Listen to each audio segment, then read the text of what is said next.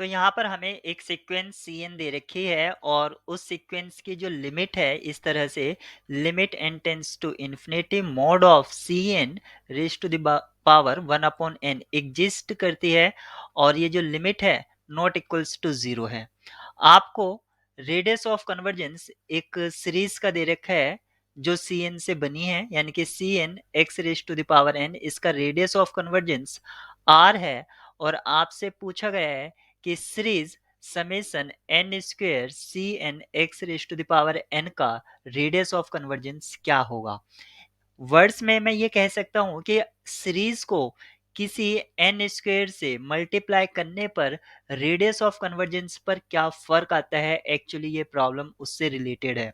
तो यहाँ से हम ये लिख सकते हैं, क्योंकि रेडियस ऑफ कन्वर्जेंस अगर स्टैंडर्ड फॉर्मेट में दे रखा है आपको इस तरह से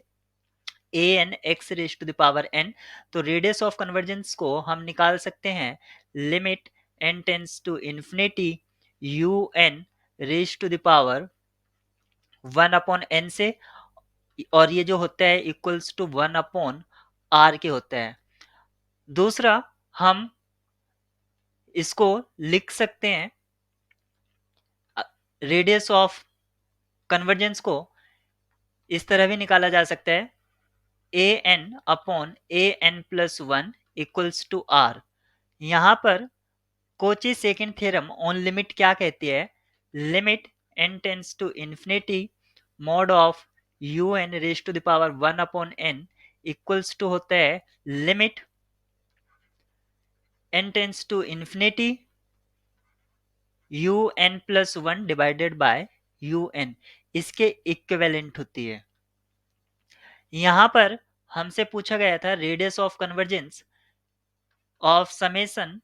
n square C N x raise to the power n, तो हम इतने को यू एन कॉल कर देते हैं। तो इसका रेडियस ऑफ कन्वर्जेंस कैसे निकालेंगे, limit n tends to infinity you N raise to the power 1 upon n, और इसको मैं लिख सकता हूं limit n tends to infinity, यहां पर हमारा हो जाएगा n स्क्वायर सी एन, और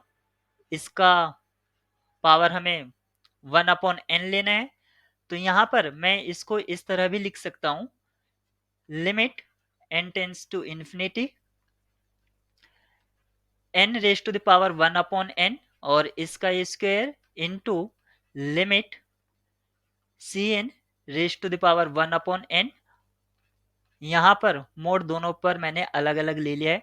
यहाँ पर याद रखेंगे कि limit n tends to infinity n raise to the power n, इसका वैल्यू 1 होता है, 1 into limit n tends to infinity C N raise to the power 1 upon n, इसका वैल्यू हमें r दे रखा है, यानी कि क्योंकि इसका रेडियस ऑफ कन्वर्जेंस r है तो ये हो जाएगा 1 अपॉन r, यानी कि जो सीरीज है समेशन, इसका radius of convergence n square C N x raise to the power n का भी क्या आया, हमारे पास r आया। यानी कि किसी भी सीरीज को n स्क्वायर n क्यूब इस तरह से मल्टीप्लाई करने पर रेडियस ऑफ कन्वर्जेंस पर कोई भी फर्क नहीं पड़ रहा है। ऑप्शन सी आपका ट्रू होगा।